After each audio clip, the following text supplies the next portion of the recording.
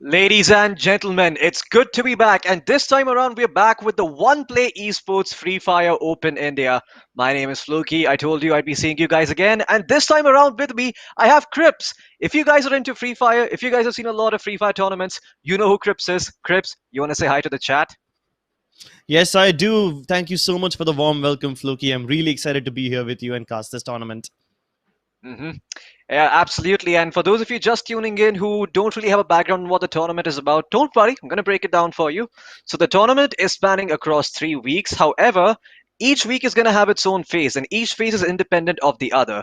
Each phase is going to include 2 days where teams are going to be duking it out for a stab at a 20k rupee prize pool per week. That makes it 60k prize pool over the course of 3 weeks. On day one, we're going to have 24 teams duking it out. These are teams that they haven't been invited. It's an open tournament. People have signed up from this all over India, and we've seen a lot of teams participate in this.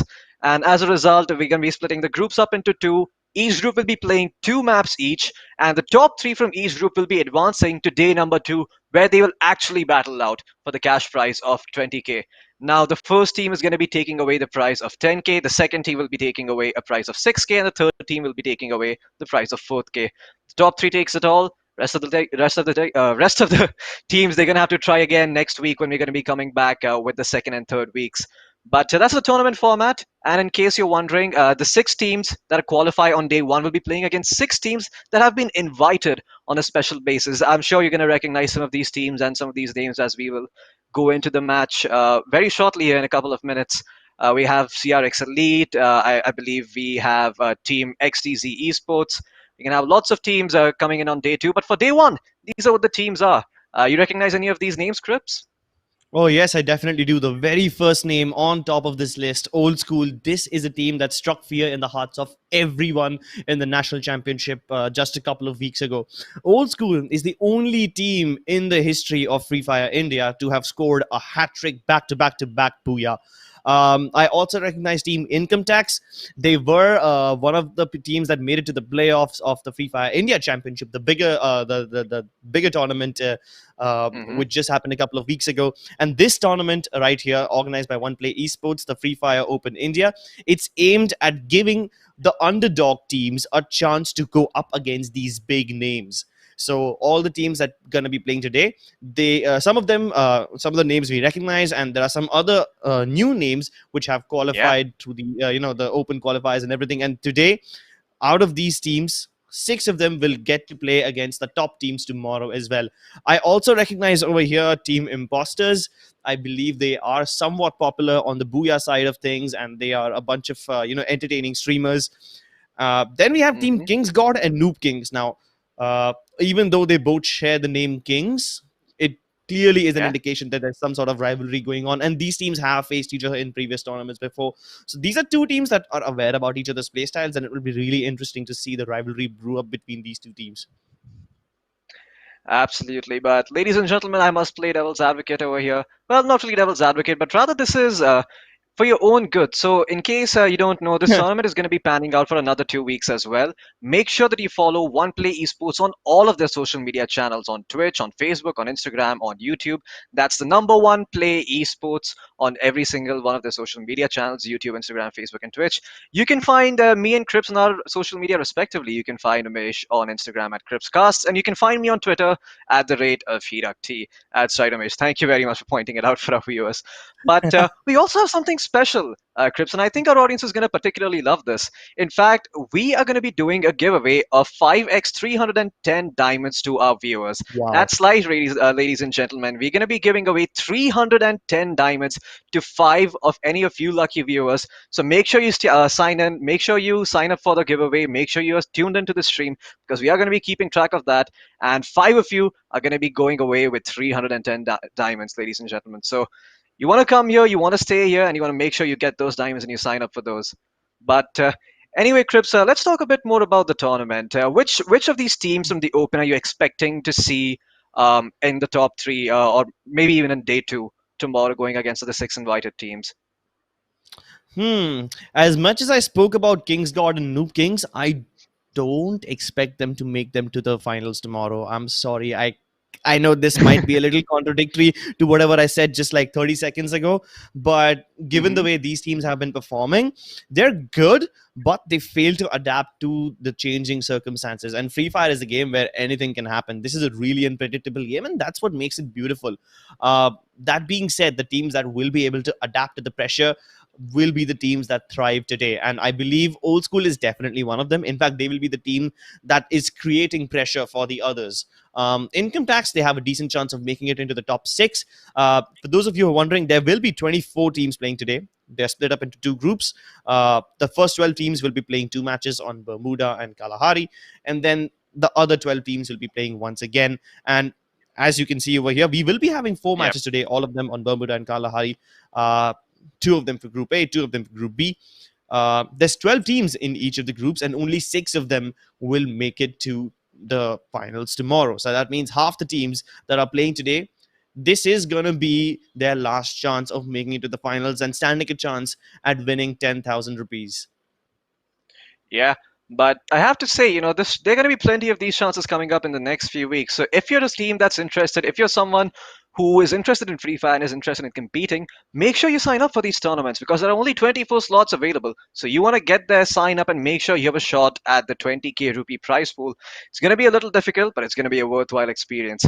But with that under the way, we have some of these maps up on our screens. We saw that there was Bermuda, we saw that there was Kalahari. Do you mind breaking down the maps for our audiences a little bit and explaining to them what exactly is the difference between Bermuda and Kalahari and what kind of playstyle each map prefers, or what kind of playstyles teams have on each map? Well, on Kalahari, a lot of the teams in the S tier circuit do prefer going to command post. It's the one area towards the centerish of the map, not exactly in the center. The dead center is refinery, but surprisingly, a lot of teams don't like going there because it's such a complicated area. There's high ground, there's low grounds, there's like 10 zip lines over there. Obviously, that's an exaggeration, but that area is a little difficult to hold. So what a lot of teams prefer doing, at least in Kalahari, is dropping in command post, which is a risky decision. And then after you have secured command post, then you start moving towards refinery. That seems to be the meta. And the teams that are fearless might probably just do this. We might see team Old School drop into this area and try to take control. We might even see income tax. But if I'm not wrong, income tax, they have their fixed drop locations. A lot of these teams, they have their fixed drop locations, like comfort zones. So I don't think they Hmm. want to extend out of their comfort zones, especially because they have only like two maps to prove themselves. You don't want to take a risk when you just have two games available to you. So that's going to be the meta in Kalahari, I assume. Bermuda, though, Hmm. now that is just an open book. Since it's the oldest map in Free Fire, Bermuda has been tried and tested numerous times, and honestly, there's way too many strategies, way too many things that you can do and explore. Kalahari, it was just introduced this year in February, so it's been what? If my math Few is months, 8 months, correct, 8 months, yeah, 8 months, 9 months. eight Yeah, months, 8 or 9 months. I mean, you count just enough November. That's time. 9 months. Oh, we're in November already. The passage of time, Yeah. it is beyond me right now. We're close to Diwali, by the way. I just realized this. So, yeah, I mean, festivities are coming along and it's a time to celebrate. And that's exactly what we are Yeah. here to do. We are here to celebrate all these young teams who have made it to this phase. But we will be celebrating them even more if they manage to take the scalps off the top dogs over here. Absolutely. You mentioned some names. You mentioned income tax, and you mentioned old school. And these are going to be the teams you want to beat in this open qualifier. Now, remember, only a quarter of these teams will actually be making it to day two. Six of these teams, three from each group, are the ones who are going to be going on day two and playing against the top dogs over there. Your CRX Elites, your XDZ Esports. You have all these amazing teams that you can garner a lot of experience against, and that's going to help you out in the future when they decide to compete in the Indian qualifiers, in the world qualifiers, and whatnot. It's going to be a very valuable experience nonetheless, even though they may not manage to have a shot at the 20k rupee prize pool. I think all of these teams are going to be very happy with the fact that they were able to play against some of the top teams in India, Crips. Yeah, the experience counts. It really matters quite a lot. And that's exactly what is going to boil down to today. A lot of the times in Free Fire, you might have the best position, you might have the best weapons and whatnot, and you will still not win the game. Why? Because you fail to adapt. And the only way you can learn to do that is by gathering experience. So, honestly, if any of them don't make it to the finals tomorrow, I think they shouldn't be disappointed. That the fact that they got to play in this tournament itself is a big learning experience, and that's what they should be taking away from it. Absolutely. And with that out of the way, we are going to be jumping into map number one really, really soon. It's going to be Bermuda. We're going to be having a look at all of the 12 teams who are going to be dropping in very shortly.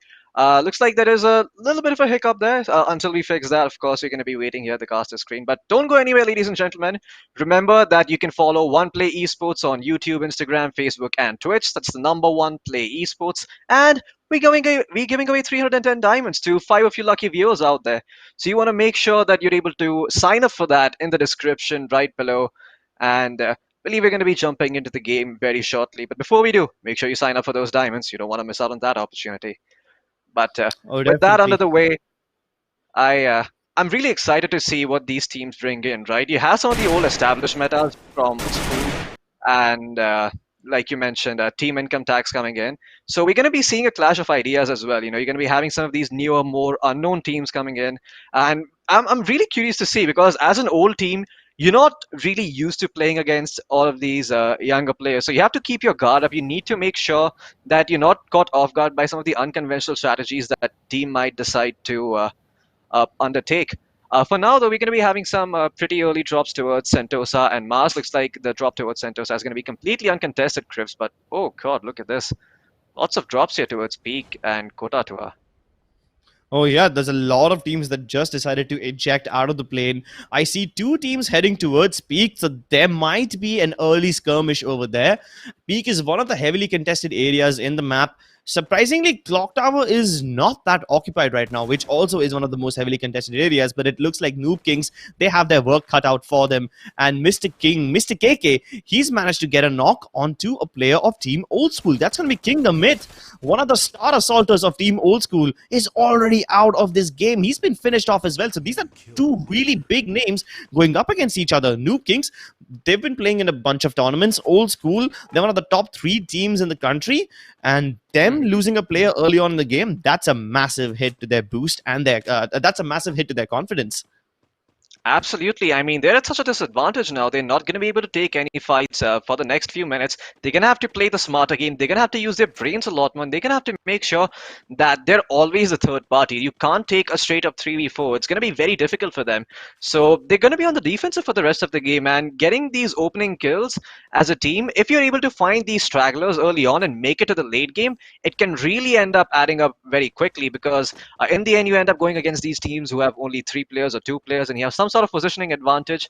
Or even if you don't have it, simply having the numbers advantage can allow you to snowball off even further and find some more points in terms of placement and kills.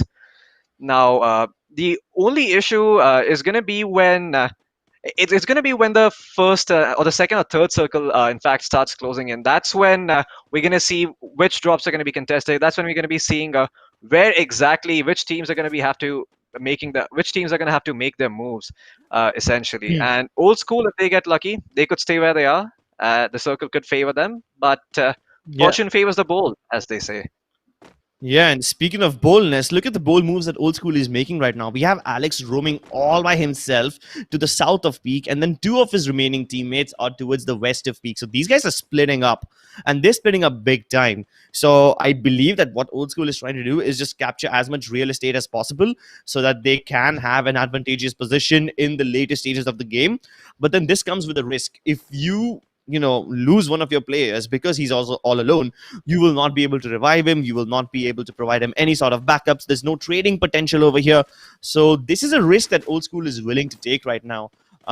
They realize that the area that they Yeah. wanted to take control of Peak, it's gone, and most of the times the circle does end up closing in this area. So I guess this move early on in the game isn't gonna hurt them that much, but I just hope they are uh, on point with their communication so that they don't end up losing their players unnecessarily even more. Absolutely. They've already taken one big blow, and it would really suck if they end up losing another player. Uncultured as well, in the meantime, they're going to lose one player. I believe it was Raven who got the kill. And as a result, Raven Esports and Noob Kings both tied up on the scoreboard for now. But these skills they do matter early on. They can give you a bit of a lead, but if you're not careful and if you're not aware of your flank, you can quickly get caught off guard, and that lead can be blown to hell essentially if you're not watching over your back. Especially this early on in the game, you can be surrounded on all sides. So it really helps if you can maintain your position and find information as to where the enemy teams are positioned. For now, though, Big. Uncultured looks like they are taking a firefight of sorts. I see Fire firing away with his AK-47. But you were saying, Crips. Yeah, I mean that's exact. I fully agree with what you have said over here. These teams are trying to hunt for information, and that's exactly how Team Raven has also positioned their players. Look at Deadshot; he's all the way up on the hill, providing overwatch for his team. Meanwhile, the rest of his teammates down inside the close areas of observatory are gonna take some close range combats, and they're gonna fight it out with their SMGs and everything. Meanwhile, his they're going to rely on his information from above the hill that will allow them to Yeah. coordinate much better going into the close range battles. Um, at the same time, we have a bunch of other teams also fighting off. We have Team Old School who are under attack by Team FS, and that's going to be a problem. Uncultured, meanwhile, in Observatory, now the fighting begins. The close combat battles, they have erupted.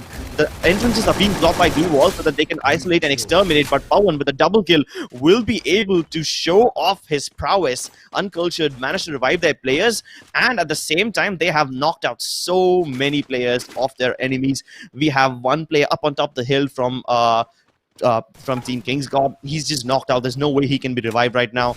Meanwhile, at the same time, Old School is also in a battle with Team Final Strike. So there's two fights happening at the same time, Floki. Yeah, I mean, there's fights happening all over the map right now. And it's going to be a question of who has more healing and who can cover each other, really. For now, Final Strike, spectating them, they have a few shotguns lined up, but I'm not sure if he can get in range for that.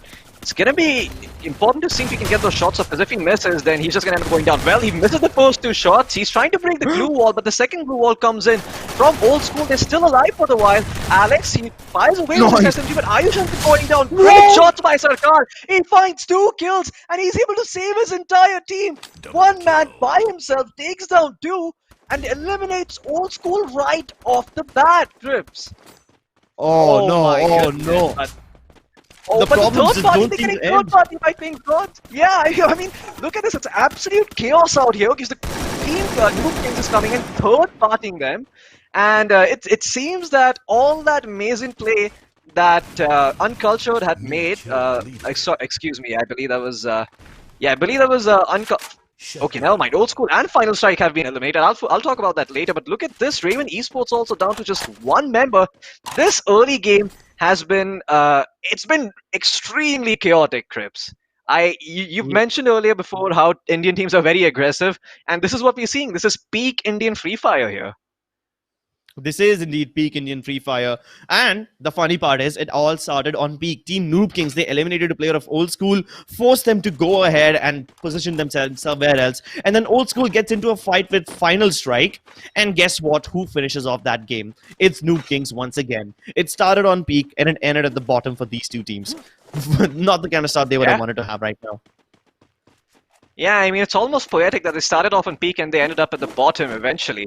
But Uncultured, I have to say, I mean, they were down a few members, but they've managed to get themselves a couple of kills. They're doing well in terms of in the kills department. But look at this, holding the positions. They're well aware of the Dragonov that's looking there, lurking on the high ground, waiting for one stray step from these members to pick them off one by one. You know how dangerous those snipers can be. But for now, things relatively calm as I think both of them are waiting for each other to run into the zone. I think they're playing a game Yeah. of attrition here. Yeah. This is a war of attrition at this point. It's the first circle, so it doesn't hurt you that much, but it is gonna chew away at your resources and your meds and your glue walls and everything. And honestly, I'm not sure if Carbon Esports can take it.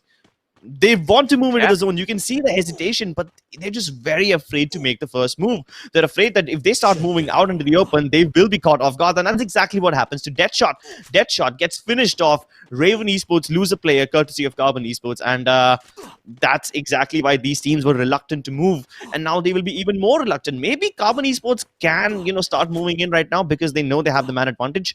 But even Uncultured is in the vicinity. They know that they picked off a player of Raven Esports. So now they're going to be wondering, are there 3 teams over here?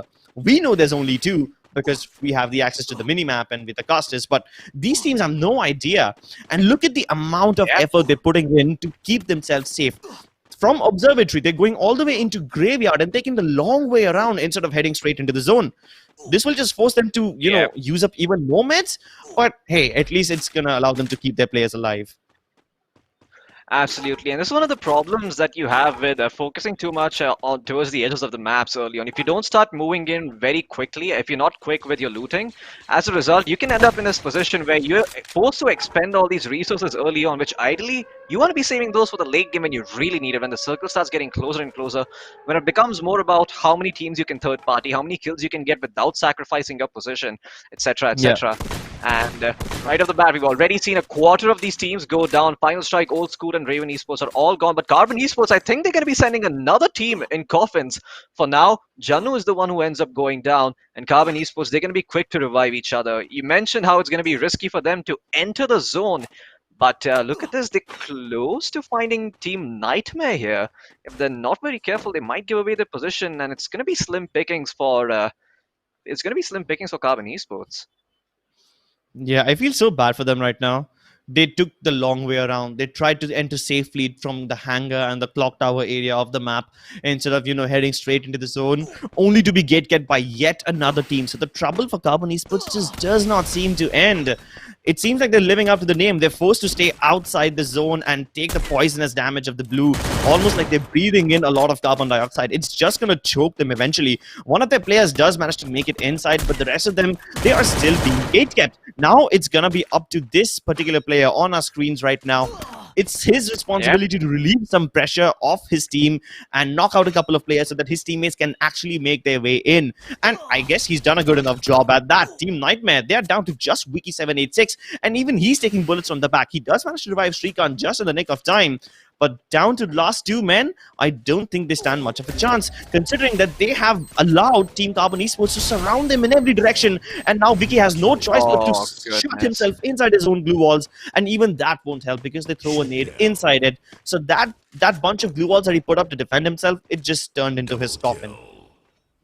Absolutely. I mean, it's like World War II. The soldiers were asked, the soldiers asked the civilians to dig their own graves, and eventually they shot them and put them in it. It's one of those moments. Yeah, The grave was it yeah, was the grave of glue walls, essentially, for yeah. all those people.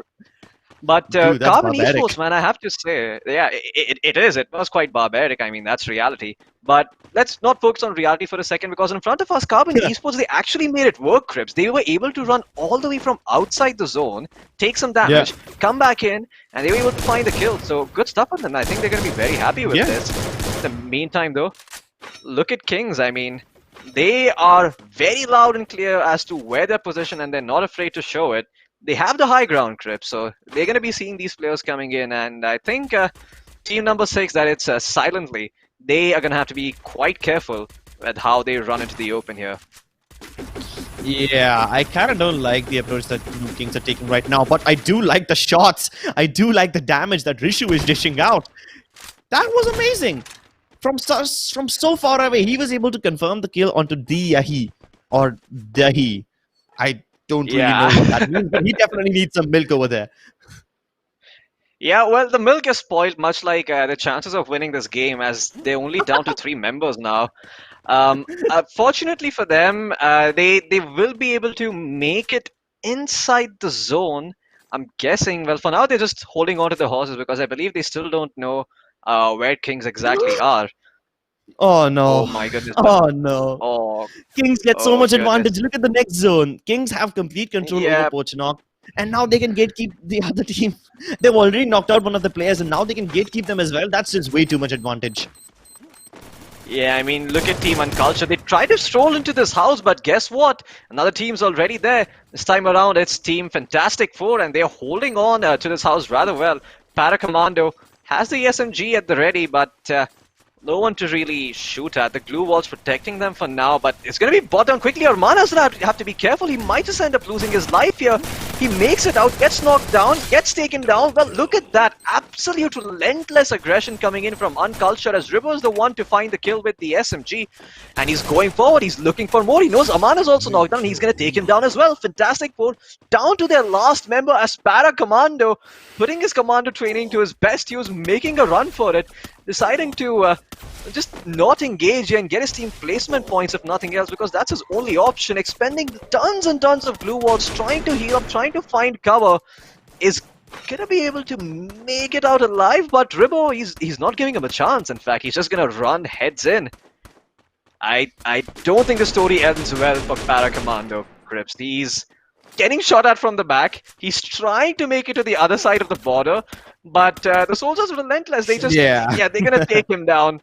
And Fantastic Four, they find the kill. Really good stuff coming out by Fantastic Four. They need these kills if they want to be able to contest Noob Kings because they have tons of kills and they're positioned really, really well. So getting these kills is really going to Yeah. help them with their placement on the leaderboards. You know what? I'm actually very surprised with both Carbon Esports and Uncultured. We remember them choking out in the blue, desperately trying to make the way in. Both of them taking the long way around to come into the zone. And yet, even though I expected both of them to die out early on, but they are the ones who are actually still going strong. So this is very commendable performance from them already. But look at the circle, and it's about to shrink once again. It's going to be between Factory and Oh Pochinok. my So a little bit of goodness. area of both the zones. It's there. There's a little bit of factory left where I believe players of Team Carbon Esports will have an advantage, but they will need to deal with the players of Team 10 first. Meanwhile, Pochinok, oh god, this city is about to turn into a war zone. Absolutely, Chris. I mean, everywhere fights are going to be breaking out. On one part of the map, we have Kings versus Noob Kings, the rivalry that you were so patiently talking about. You were talking about it very, very eagerly early on in this game. But look at this. Imposters now going up against... well, they're going up against the purple Carbon team. They're going Esports. against Carbon Esports. Yeah, and oh my goodness, he sees him. He's gonna stop healing to find the frag. That was very risky play. If he turned around, he could have been knocked down with no one to revive him. Essentially, glue walls going down. Princing is gonna end up dropping. Does he finish him off though? Yes, he does. Miju's gonna be the one to find it. The only member alive from Carbon Esports getting swarmed by the enemy team.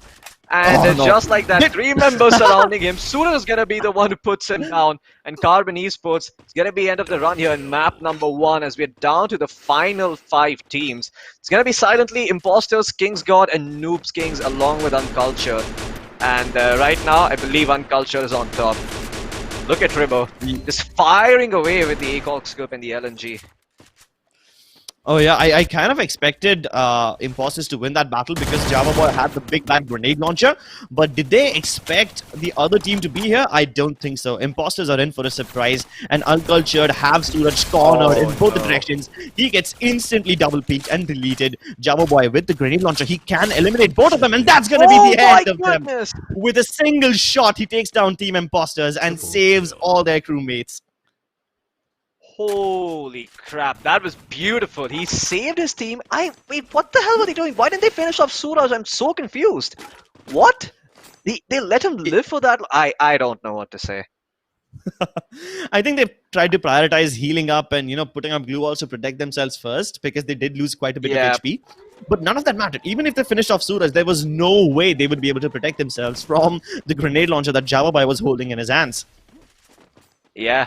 You spoke of the rivalry, and it comes down to a 1v1 because Kings God and Noob Kings are both down to the last members. Imposters and Silently, the only ones who are really favored in this situation with 3 members still alive, close to a supply drop. But look at this, Razak going ham on the last members from Kings God.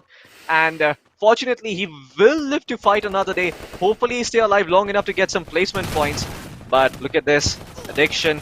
He's down to his last medkit, getting fired upon, and he's going to end up going down. The last 3 teams remaining.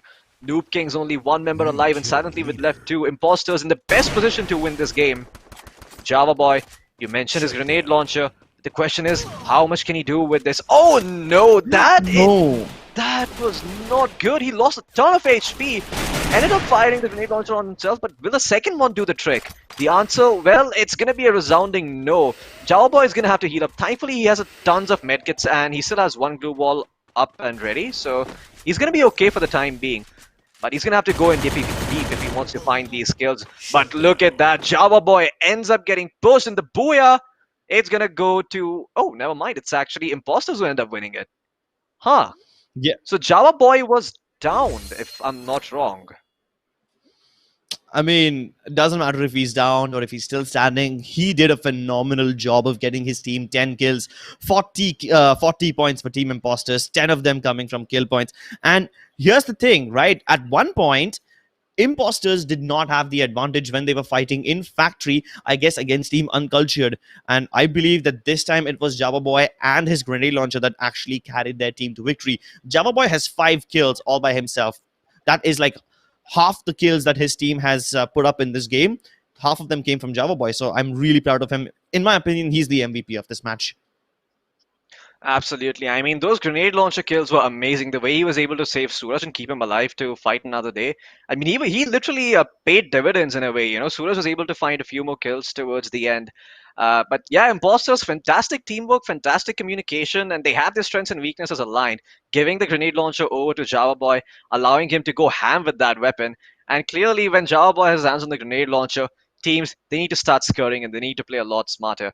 But we can see the positioning of each teams on the scoreboard right now. I believe Old School are not going to be too happy about that, Crips, because they were one of the sort of quote unquote favorites in this open tournament, and they got eliminated right off the bat.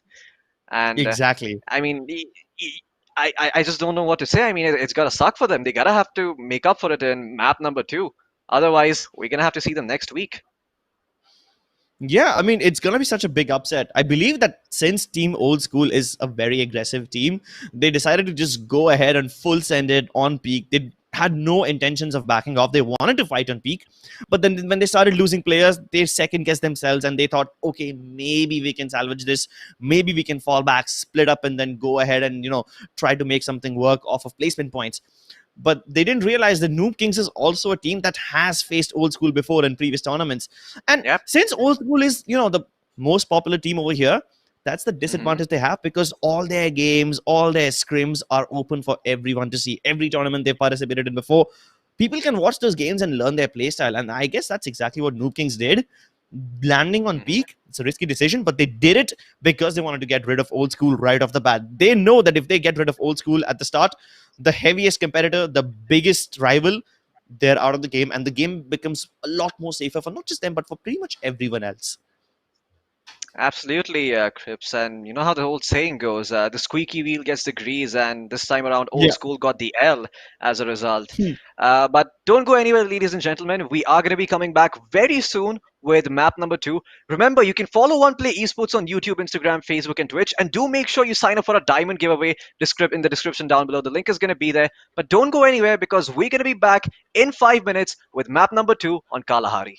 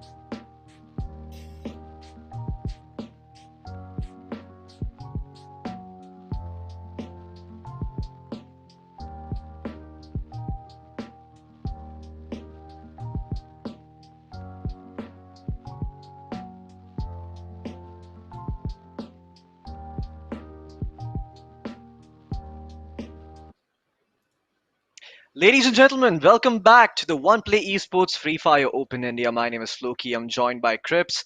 The game one, the first map of the day was Bermuda, and boy, what a map. I mean, I think the first map defied all expectations any of us had coming into this game. Old School being eliminated right off the bat, and seeing Team Uncultured Carbon Esports make it to, I mean, top four, top five towards the end.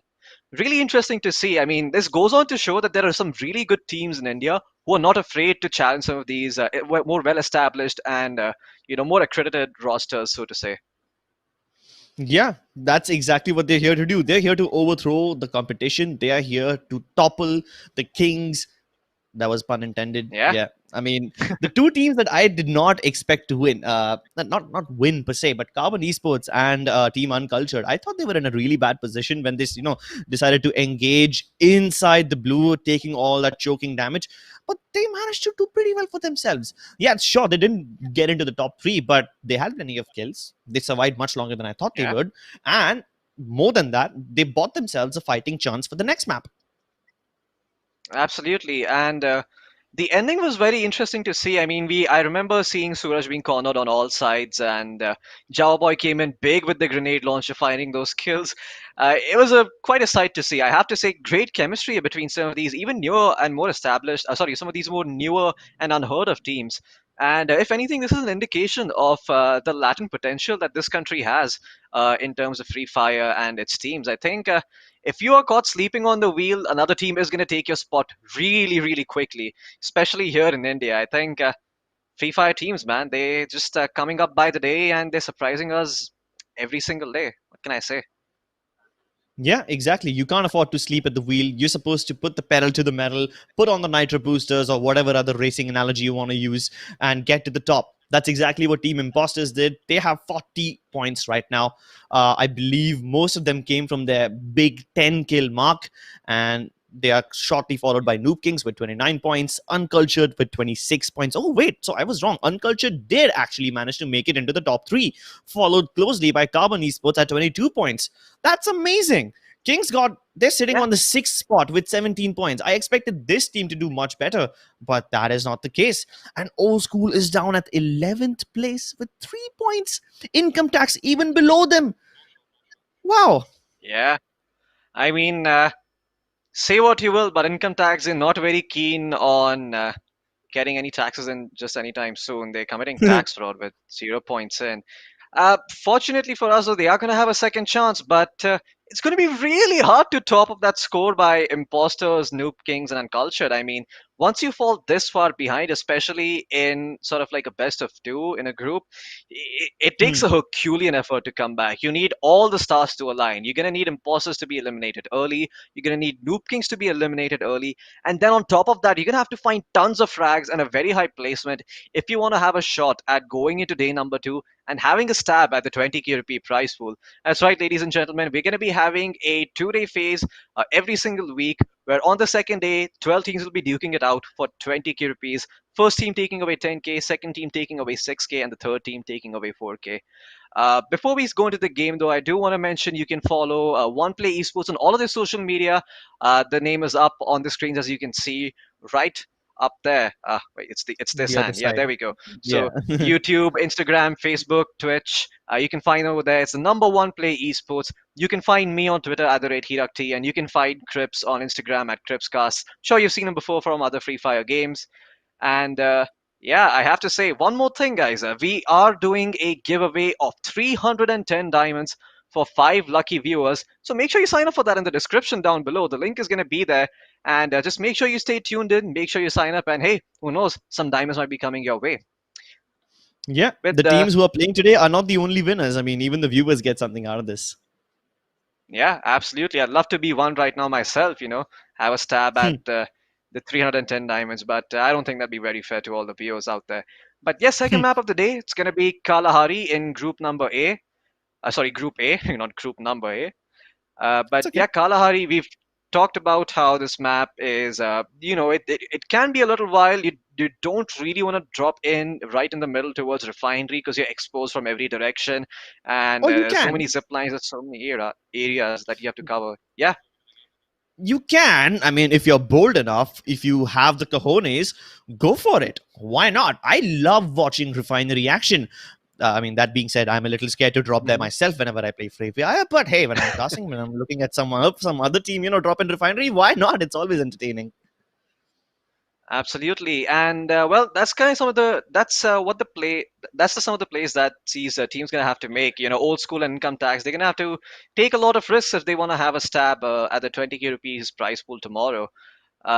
Income tax, I think they have a long, long road ahead of them. Old school as well. But we're going to be dropping into the game real soon, and we're going to find out for ourselves which of these teams are going to be making it to day two. Remember, it's only going to be a quarter of these teams in Group A.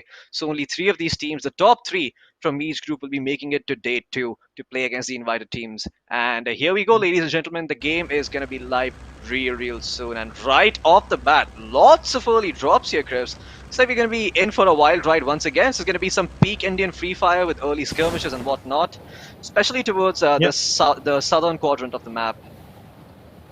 Yeah, we have two, no, I believe three very early game fights brewing up. We have Team Carbon Esports and Fantastic Four, both of them heading towards Stone Ridge. I believe Carbon Esports just decided to disengage, and we have two teams dropping in the sub. One of them is Raven Esports, and the other one is Yep. going to be team number 11, and I believe they are in a little bit of trouble. Raven Esports, they are on the top of the submarine. Oh, wait a second. No, it's King's Gods that's on the top of the submarine. Raven Gods, they have the low ground. And Team Raven, I don't even think they want to stay towards the sub anymore. Three of the players towards the north of the sub, one of them towards the south, and they're all just trying to run away from this area. None of them is actually inside the submarine. They're just all on the surrounding areas. So that's going to be a little problematic for Team Raven. King's God, they have Yep. control of the central part. One of their players, Addiction, now he's playing a little away from his team, so he can be the man that can stop Raven Esports from leaving this general area. Meanwhile, King's DV on top, he's going to be the man with the big gun on top. He's going to be the one who provides Overwatch, but Addiction, he walks right into the crosshairs of Deadshot, and I don't think there's any redemption for him. Addiction will probably be put out of his misery. I don't think anyone can revive him at this point. They're too far away, and it's too risky. Deadshot is not finishing him off deliberately. He's just using Addiction as bait, hoping that somebody or the other comes to save him, and he's just going to let him bleed out, I guess. Yep. And I mean, Kings Gods, they don't want to give their position away. They recognize that if they leave this high ground to go help his buddy out, they're just going to be lambs to the slaughter, giving away more and more kills towards Raven Hmm. Esports. Now, Raven Esports, Hmm. they can't really aggress over here, but they're going to go anyway. They don't care. The glue walls are going to be tossed down by DV. He returns some fire, but he's going to get swarmed by all these members. And this is what we talked about, Chris. This is peak Indian Free Fire, early game firefights, and just like that, look at this. Raven Esports, I think they've got some coffins, and the name on the coffins is Kings Esports. They're gonna be losing some of their members here, unless Rocky has something to say about it. He's actually able to Wow. shut them all down. Dude. Great stuff coming out here by Kings Gods. The flank is there. And just like that, right off the bat, 9 teams remaining with only 32 members alive. Raven Esports and Fantastic Four, they're out. Double kill. Yeah, Rocky Rocks went huge over there. 3 kills to his name. He went all the way around the sub from the low ground, came back up on the other side to flank his opponents in the most perfect way possible. Amazing stuff from him. He is the one responsible for the elimination of Team Raven. Meanwhile, Fantastic Four also is eliminated. Now, we didn't see that battle, but I assume that was somewhere towards Stone Ridge because we saw that team drop near Stone Ridge. I believe Carbon Esports is the one who are responsible for their demise, but we will find out soon when the teams and their scores are displayed on the side. That's when everything will be cleared out and we will figure out who killed who. For now, the Yeah. early game battles, the early game battles seem to be over.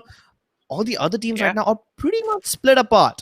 So I won't be expecting any more fights for the next 2 minutes at least. So these guys have some time to, get their bearings right, restock up on their loot. Carbon Esports lost 1 player, but they got 4 kills in return. I think that's a fair trade. Absolutely. I mean, you look at them on the scoreboard and they're up there. These 4 kills, they're going to add up very quickly if they manage to find themselves a good position in towards the late game. Hmm. Because, like you mentioned, it's quickly going to go south because all of these teams are split up. As the circle starts closing in, we're going to be seeing some insane firefights come out. Now, if you are any of the team that is on the outskirts of the map, you kind of want to get to the center as quickly as possible because once that circle starts closing in, you're going to have to move. And that's when. Not being closer to the center is really going to end up hurting you. Not being towards command post or refinery is going to end up biting you. But look at the circle. In fact, it's closing in more and more towards Santa Katrina and command post. And I have Yeah. to say, this is not really favoring anyone. Everyone's kind of on the edges. Exactly, and I expect a lot of battles to erupt on the northern side. Look at team number 8. These guys, they are in the danger zone outside the Oh circle, and when no. they walk in, they will run straight into team Old School. And right below Old School is team Noob Kings. So that's two dangerous teams on the northern edge of the circle, and they're going to create a lot of problems. So everyone who tries to enter the area from, who tries to enter the circle from this side of the map. Yeah. I mean, King's Gods and team Unculture, they'd be Old more School. than happy to not take any Oh, fights and sorry. just get placement points later on because they did have a Mm-hmm. very good showing in map number 1. Ideally, Mm-hmm. though, if you're Old School, you kind of want to try and hunt Team Imposters because they're the ones that are the top dogs. They haven't found themselves any kills, thankfully, just yet. Yeah. So they're basically surviving on scraps of bread here, only getting points Yeah. based on placement so far. Yeah, and Imposters already lost 2 of their players. I believe it was Team Nightmare that did manage to take down a couple of their players. So Hmm. this is the perfect chance to reset the balance. I mean, you're Yeah, not going to get a and look better at chance of taking down Team Imposters. yeah, and look at Kings. I mean, the way they're actually moving around with the UAV, that they're ensuring that their retreat, I mean, rather their advance is covered. Just making great use of everything that the map is giving them. And for now, final strike. We saw them get eliminated rather earlier last time around. They weren't able to make it all the way Hmm. towards top 6, but this time around they're alive for a little longer. Albeit they don't have a lot of kills, they have enough resources though to make it towards the late game and hopefully pick off some of these higher impact teams. Maybe find a frag onto imposters, find a few kills from Hmm. Carbon Esports, and hopefully that'll help them with their positioning. You know, I'm For now actually though, very impressed with Final Strike. We did say that they are on the extreme northern edge of the map and that they will have troubles moving into the circle because, you know, Team Old School and Noob Kings were there and they could gatekeep Team Final Strike. Yeah, that's not going to be a problem anymore. They decided to abandon the entire Shrines area and walk all the way down to Bayfront to enter the circle. And I honestly never would have thought that they would have pulled off something like this. Bayfront is an even more difficult area to enter, but they still managed to do it mhm. without any resistance, that too. So that's very impressive. Yeah, I mean, when you caught between a rock and a hard place, and you have almost all of the hard decisions to make, you gotta make one. And this time around, they had to make one. They went through the It area, paid off. which is usually covered, and it paid off. It's high risk, high reward, like you mentioned. And those are just some of the stakes that you have to think about. And Ooh. for now, though, King's Gods, they're gonna have to worry about the teams that made their way on top. Okay, I'm not quite sure what happened there. I'm not quite sure who died. So, Did Addiction get picked off the yeah. sniper? No, Addiction died a long time ago, but King's God, they located one of the players of team number 1 who was hiding on top of this Mm-hmm. tower, quickly Spider-Man their way up, and they took him down with their shotguns. And now 3 of the players are on top of this sniper tower. So, yeah, that's how you steal positions away from them. And in fact, they don't even care about them being up on top. In fact, they're going to call in their airdrops, use this Yeah, area as their permanent base, and they have no hesitation declaring their position out to the world. absolutely. And that's it's going to be very difficult to challenge them without grapple hooks. It's going to require a heavy amount Yeah. of commitment. Now, the only unfortunate thing that could happen is the circle. If the circle ends up not being in their favor, they're going to have to make their way down, and then it's not going to be a pretty sight because they're going to be surrounded by all these members. But now Hmm. the Noob Kings, they're the ones who are taking the fight. Kill me. Well, his wish has been granted as he's already dead from a long, long time ago. Uh, Weapon. In the meantime, just trying to spam through these doors, is able to find one hit, is able to find a bit more as well, but not really knocking anyone down. think he's more than that, just trying to set up Rishu, create enough of a distraction so maybe Rishu can get away and find some sort of positioning advantage to engage the team that's on top of that tower there. Carbon Esports. Yeah, Also meanwhile, Carbon members. Esports is up against, they're up against Old School. So while the fight between Noob Kings and King's God, the two king rivals, is happening in Command Post, in Santa Catrina, we have Carbon Esports going up against Team Old School. Now, Carbon Esports did have a pretty good time in the previous game. Old School did not. This is the chance that Old School has, the last chance for Old School to come back into this tournament. Otherwise, they're going to have to try their luck again next week. And I do believe they will have a little bit of an advantage because Carbon Esports have already lost one of their players in an earlier battle.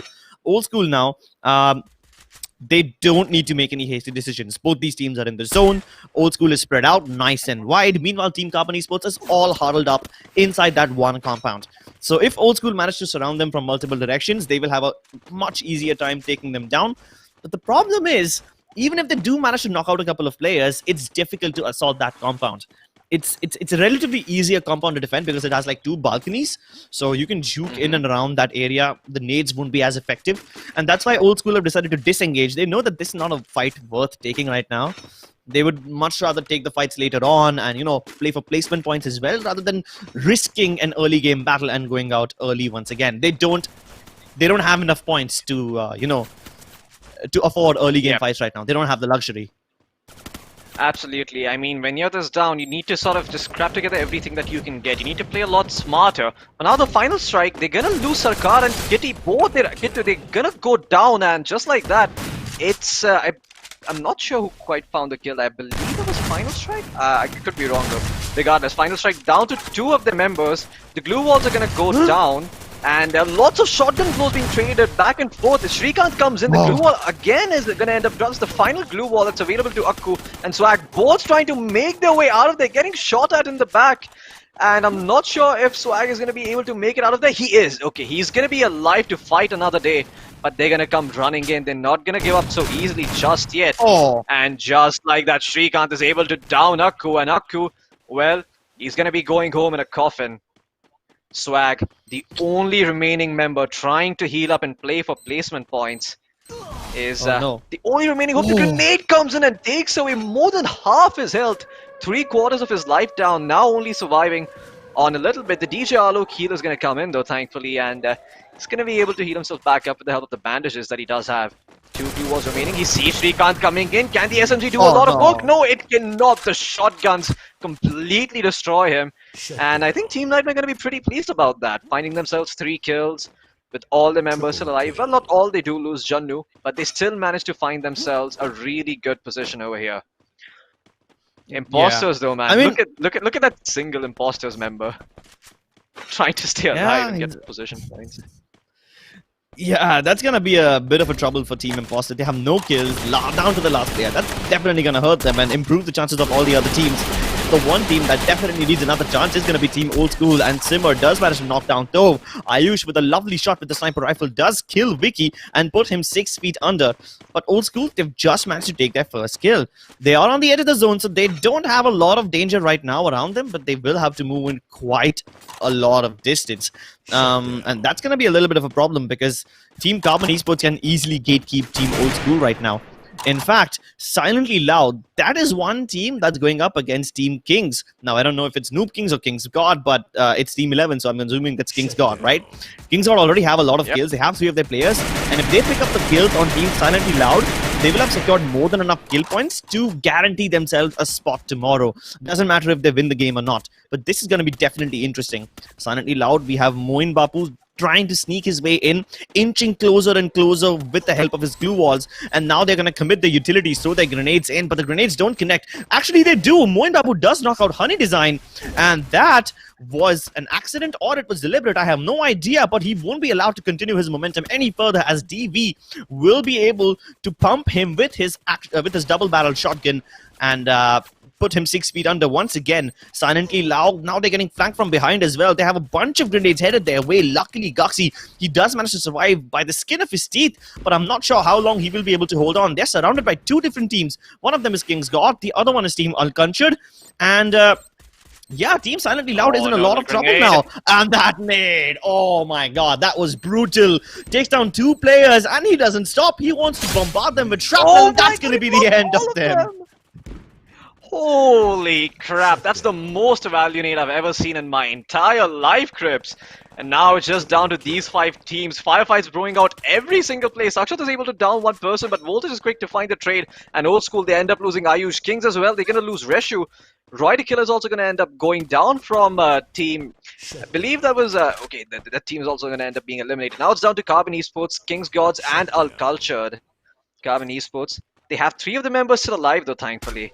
So it's gonna be not that tall of a task, but Pawan is gonna end up going down uncultured. They have still three members up and running. They're not gonna be too unhappy about that, but if they keep running around like this without returning fire to Kings, who's just getting easy pickings, they might not be alive for much longer, Crips. They're taking a lot of fire. They don't have the long range weaponry needed, and the only person who has that is not in a position to utilize it very well. Ribbo is going to be What? quick to get the kill on Honey Design. Nice grapple coming in here by Voltage. Able to yoink close all the way towards Ribbo. And with the bulb up, laying down some cover fire. Uncultured, trying to stay alive as long as possible. Three teams remain here.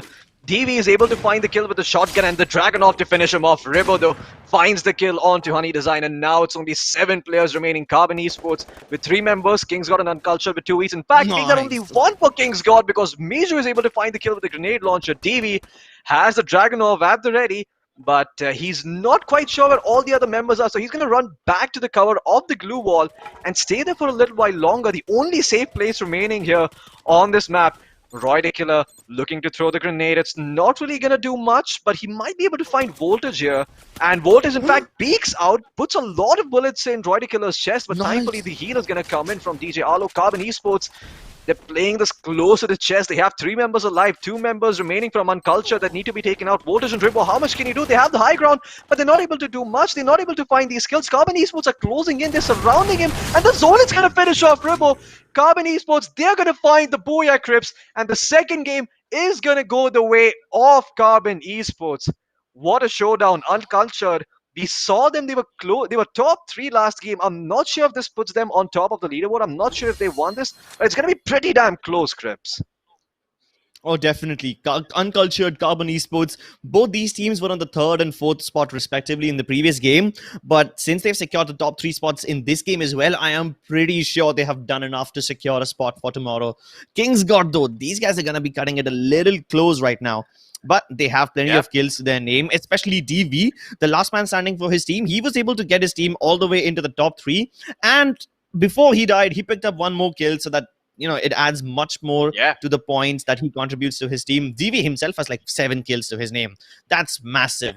His teammate Rocky Rocks, the guy who was responsible for eliminating a team very early on in the skirmish on the sub, I believe Yeah. Rocky Rocks was the guy who came in clutch when they were fighting Raven Esports near the sub. Yeah, 2 members So were downed. kudos to kudos to him as well. And both these guys, they managed to get their team to a really good spot. Absolutely, and this was group number 1, ladies and gentlemen. We still have group number 2, that is group B. It's going to be up and coming really, really soon. We're also going to have the standings in front of your screens very shortly while we do a little bit of calculations here and then figure out who's going to be going to the finals tomorrow, ladies and gentlemen. But before we do so, do make sure you follow One Play Esports on YouTube, Instagram, Facebook, and Twitch. That's the number One Play Esports. You can find them on all the social media channels up here. You can follow me and Crips down here on Twitter. I'm available at the rate HeDuckT, and Crips is available on Instagram at the rate of CripsCasts. That's going to be it for now, folks. We're going to be coming back very shortly, though, after a 10-minute break with group number B. So with group B. So don't go anywhere. Make sure you sign up for the giveaway, and we'll see you soon.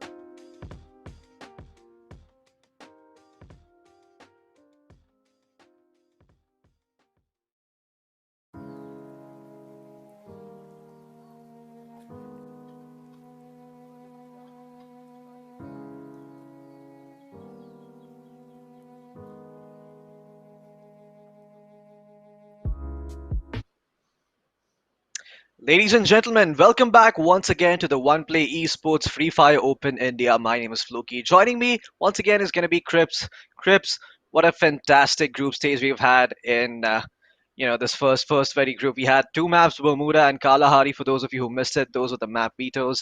And on that, there definitely were a few surprises. I mean, why don't you do me the kind favor of acquainting the audience with what actually went down in on both of those maps? What went down? I mean, Well, let's see. My old hopes, my school. expectations, all and old school and income tax, like the strongest teams out, like out. They don't even stand a chance. It's not like it was close or something, right?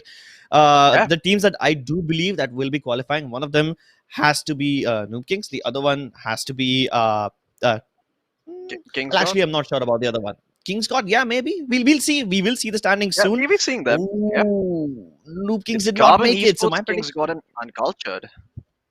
yeah, these three teams they really stood up today. Carbon Esports very consistent across both the maps. Kings got plenty of kills and always managing to get into the top two. Team Uncultured, now that is a surprise to be honest. I mean, in the first map, I thought Carbon Esports and Uncultured both will go out very early, but surprise, surprise, they made it to the top three. So yeah, that's pretty impressive. Imposters, they did come in fourth. It was quite a bit of a gap between them Yeah, and uncultured. Like the uncultured at 51 points, imposters at 44. I kind of expected imposters to win over here because I've seen them before. Maybe that's just a little bias I had, but definitely that was not the case. And Carbon Esports and Uncultured, two new names in this tournament, really managed to impress me today. absolutely. I mean, these are the teams that we didn't expect to make it all the way over here, but even then, they managed to show a very strong performance against some of the more well-established teams in the country.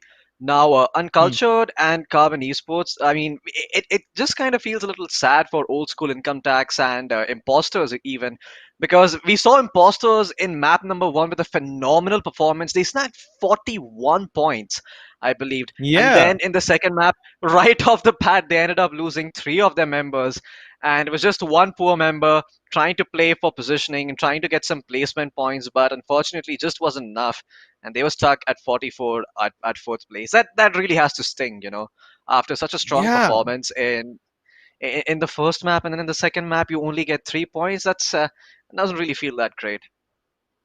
I know, like But imagine winning a booyah out of two games. You mhm, win a booyah in one game and you still don't make it. yeah, That's just bad luck. it's really disappointing. Yeah, but that just highlights how even the format is essentially like, and what the format favors. It favors skills, it favors aggression, it favors players who play smart when they are at a disadvantage as a result. So if you think you're a good team and you want to take early fights, hey, go ahead and take those. It's going to give you a significant lead.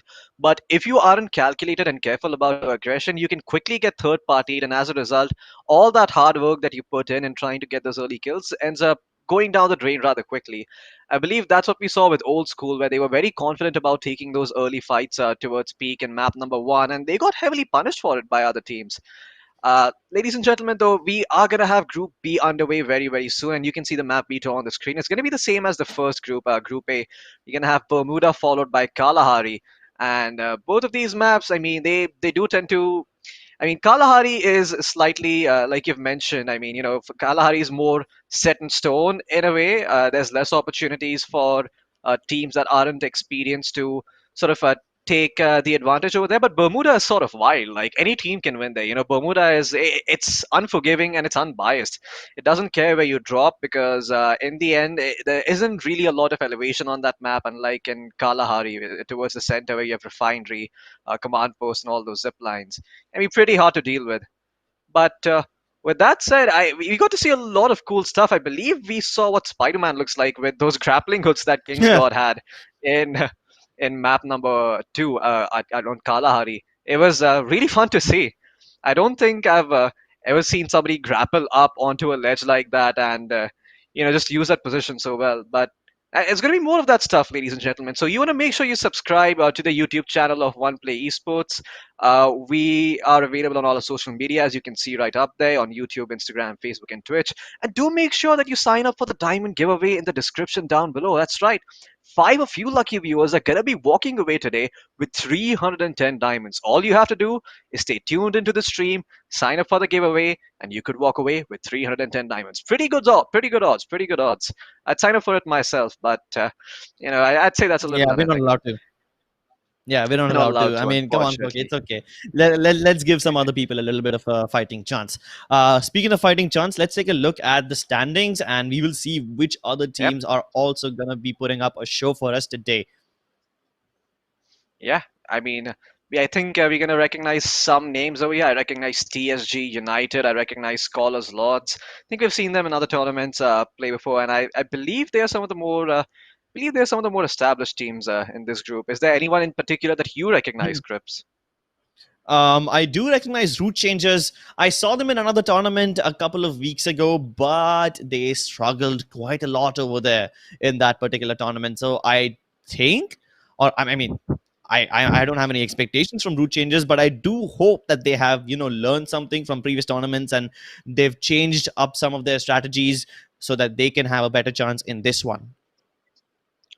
Absolutely. I mean, you have to. Change is the only constant, like they say, and especially in a game like Free Hmm. Fire on all these different maps, you have to be dynamic. You have to adjust to the enemy drops. If you have a particular drop and you see three teams dropping in there, sure, go ahead. You can take the risk, but I mean, you better be really. I mean, you better be on your toes all the time because if you make one false move or if you drop in too late, you're going to be the one who's going to be you're going to be eliminated right off the bat and being sent home in coffins with no change in the pockets essentially because if you end up getting eliminated right here, you don't get a shot at the 20k rupee prize pool, which teams will be duking it out tomorrow. We can have six invited teams, and we're going to have six teams from all the teams that are signed up today. So the top three from the last group, that is Carbon Esports, Uncultured, and I believe it was King's God, are going to be making it tomorrow. Unfortunately, they're going to be going up against some of the more established teams like Total Gaming.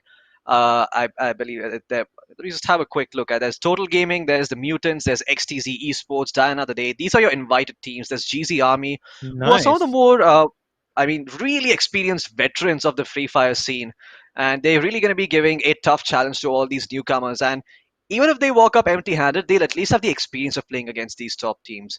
We know which three teams are going to be going in from Group A, but from Group B, we'll find out very shortly. But before we do that, what are your expectations from Group B? Which team do you think, on paper, should be the one taking it away? If I had to put you on the spot.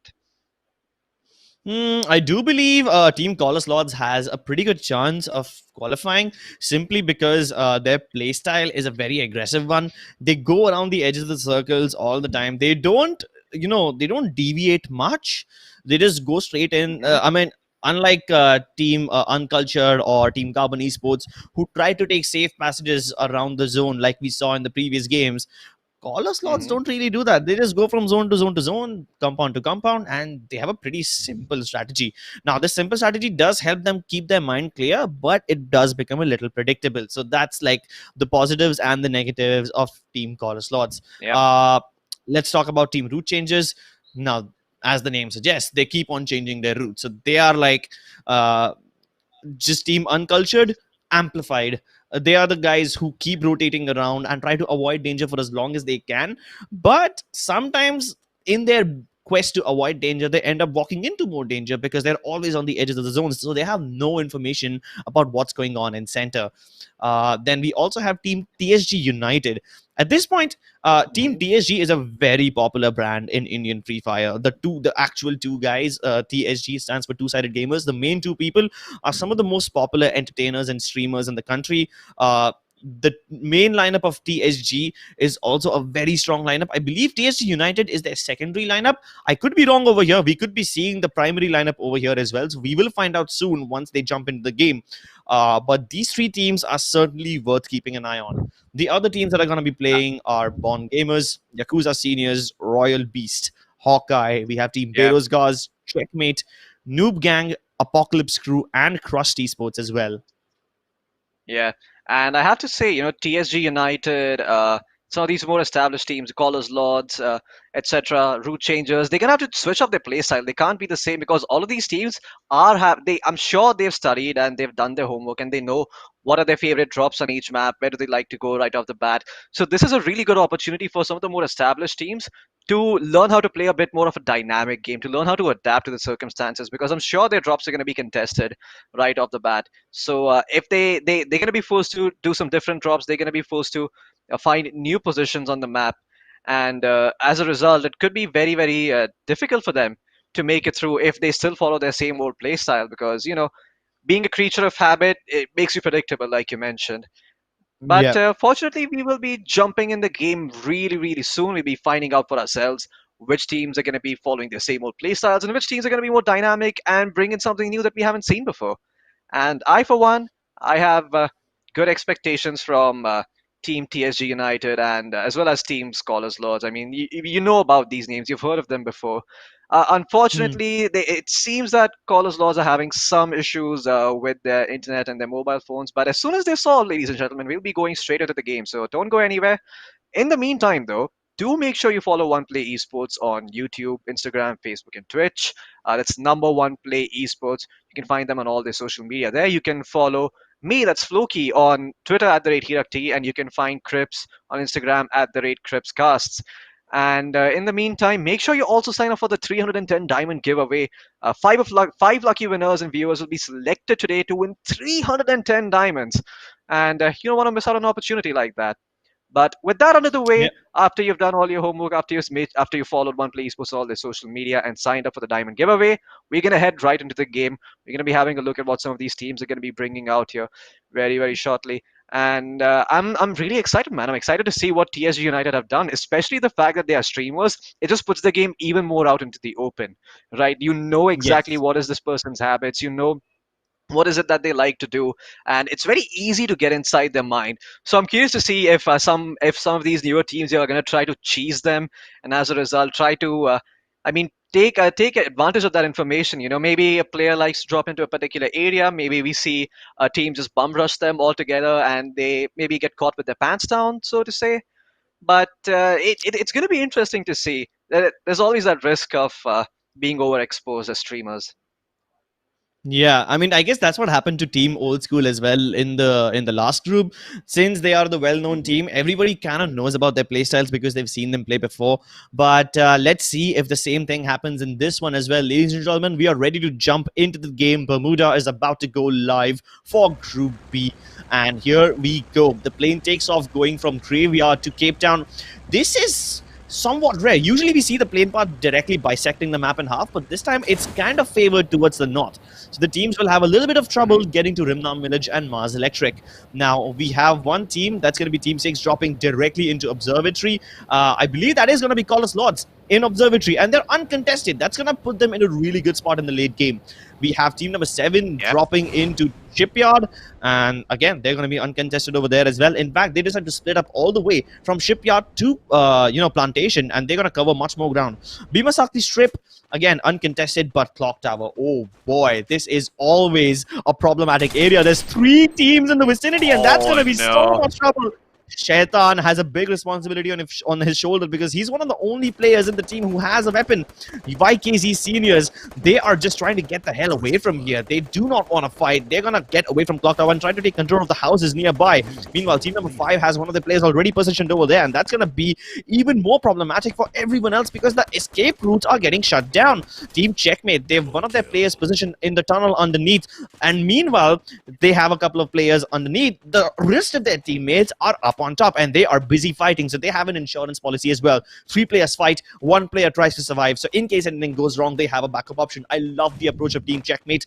They have 3 kills in their pockets already. Scooper picks up 2. We have Unique picking up 1, and they seem to be on a flying start already. And just as I say Yeah. that, the I mean, fight, as soon as it begins, it's over. I mean, team yeah. number I 5 mean, is disengaged straight up, and then team number 9, they're still here. yeah. There we go. And there's a scoreboard right there. Noob gang with only one member alive. It's just gonna be one poor guy trying to make it all the way to the end game and maybe get some placement points or kills. If he gets really lucky, he's gonna have to play to all the gods that there are for that to happen. But for now, like you mentioned, checkmate in a really good spot with 3 kills, all 4 members alive, and having decent control over this clock tower area. For now, though, looks like Team Crust Esports are going to be running out in the open in the danger zone. I believe someone was down there. I'm not too sure who that was. It was a member of Team Hawkeye, but Tripathi is going to find a pick on towards Ajay, and now Wow. Duker quick to find the pick, downing MP Gamer as well. Looks like Crust Esports, they're here to play some Free Fire, baby. They're not here to mess around. And That he's was going to such be a able to quick finish him pick. off, find the kill. Yeah, extremely quick pick for Crust Esports, and they put themselves on the scoreboard too. They find themselves 3 kills. Hawkeye, you mentioned how it's good to send one player away so that they can survive and try to get placement points, and that's all Hawkeye are going to be hoping for because they only have one member alive. Yeah, and he's in the And house off into the distance. You know what? I don't think Hawkeye were ready for this. The dam area is not really a place where we expect to see a lot of early game fights. And I guess that's what Hawkeye were expecting too. They thought that maybe Plantation is going to be safe, maybe the dam area is going to be safe. But little did they know that Crust Esports surprised them. That's, yep. I'm going to be honest, I did not expect early game fights in this area, and neither did Hawkeye. And now that's what happens when you're not prepared. Yeah, and I mean, it's just gonna be Ayush all by himself. At least he has the Wukong ability to turn himself into a bush, so he'll be able to at least do that. But it slows down the movement considerably, so he's gonna have to make his way towards the center. It seems like he's actually edging all the way around. Huh? Yeah. Interesting. So he's going all the way around instead. But oh no, look at that, Lady Luck. Well, doesn't exactly favor him, but thankfully he's quite close to the circle. So if he wants, he Yeah. could stay there. Could go back, but I think he's very much afraid of other teams just coming in and picking him off, so has to play very scared. Hmm. Yeah, that's definitely gonna keep him on his toes, force him to be extremely careful about his moves. He can go to mill, loot up, and gather as many resources as he can. If he stocks up on a bunch of medkits, he could stay out in the zone and maybe go for a heal off. That could be a viable strategy as well. I guess Noob Gang Rhythm, he's gonna have to do something similar. The only difference is this Yep. guy is in the zone. He's in hangar. His team lost 3 of their players in the early skirmish at Clock Tower, and that's what happens when you try to go for these early game battles. Clock Tower is one of the most heavily contested areas in the game, and I did expect an early game fight to erupt over there. I just did not expect 3 teams to be there, so that turns into a Mexican standoff. And yeah, you do not want to be in that Mexican standoff. Absolutely, and we can see one of the members from Team Noob Gang trying to make it all the way towards the center right off the bat. Huge risk, huge reward, but that's kind of the only thing you can hope for in this situation. For now, though, firefight breaking out. Team Royal Beast, all the members still up and running, trying to circle around this house and find the pickoffs. And just like that, Royal Beast find themselves 3 quick kills. In fact, make that 4, they eliminated route changers from the game right off the bat. And this is a team we were Damn. hoping and expecting big things of. Yeah, looks like having all your streams and having all these eyes on you means that you're just that much exposed and these other teams are that ready for you. I mean, route changers, they out. I mean, they're going to have to come back in map number 2. That's their only hope. And they have 0 points, Crips. I mean, this is... Ouch. I mean, it seems that today is just not the day of these well and established teams. All the big names, they've been studied very, very hard and they're going down. Royal Beast, Checkmate, Crust Esports, these are not names we've heard before, and they're on top right now, reigning supreme over teams like Um, TSG United, over teams like Callers Lords. I believe Collis Lords is Team Royal Beast over here. Maybe their in-game name Oh, has that been a makes little sense. different. Yeah, yeah. I mean, the players are the same. I do remember CL Concept. Remember seeing him in a previous tournament representing Team Collis Lords. But now it seems like in-game they have changed their name to Royal Beast, and outside, like in the registrations or whatever, they are still called Collis Lords. So yeah, this is just to orient the That makes viewers, just so that sense. they don't get confused. It's the same lineup but with different names. So please don't get confused, guys. Yeah, it confused me, so it could definitely confuse them. Thanks for clearing Yeah, that up, Crips. And I yeah. mean, It look caught at me off guard as Gayur. well. I'm like, Yeah, I mean, it just happens, you know. It's like I'm not seeing Callers Lords over here. Did they not make it? Like, yeah. are we having like an 11 team showdown or something? Like, what the hell's happening? Oh, okay. So it seems like Callers Lords actually have not showed up. for this game. So it's actually going to be a battle between 11 team scripts. It turns out they haven't changed their name to Royal Beast. Let me just do a quick count. Okay, I see 3 plus 3, that's 6, plus 3, that's 9. And yeah, it's 11 teams. Yeah, it is going to be 11 teams. But regardless, for Quick now, maths. it yeah, quick maths. I mean, that's why I got my philosophy degree. I was so good at math, I didn't need to learn anything. I went and I'm like, I could probably teach you math. Sit the hell down, son. Regardless, Team Yeah, Royal but Beast. I do see Concept over here. I'm pretty sure that Concept Yeah, is a member of Team Caller Slots. Maybe he's playing under a different lineup. Maybe the reason Caller Slots did not show up is because I mean, I don't know. Maybe the I believe lineup some of the split or something. players This is might just not have. speculation So at this point. yeah, I think what could have happened is that they're playing with subs because some of the players are not able to Yeah, show up due to certain issues, and as a yeah, result, they end up using the subs name for the team, and it ends up as Royal Beast on us. probably. Because I see CL below two names. I mean, I see the Yeah, prefix over there. yeah, Yeah, yeah. I think that's the more apt and more sound theory. And while we were theory Mm. crafting, we haven't lost anything of value because there seems to be very little action over here Mhm. and towards Bermuda. Bhima Shakti Yeah, I strip, would love it's to see. I would love yep, to see the go on. minimap right about now. Yeah, there we go. We can see it, and Ayush still duking it out all by his lonesome in the unsafe zone where he's taking a little bit of damage, not a lot, so he can stay there for a little while longer, just try and play for placement. But look at this, TSG United, Jarvis, he's down in Madara, he's trying to cover, trying to find a pick onto Royal Beast. It'd be really, really cool if they could eliminate them right now and sort of stop the momentum that they've gathered, because if Royal Beast manage to make it towards the end game, they're going to be in such a great spot. They're going to get placement points and kill points.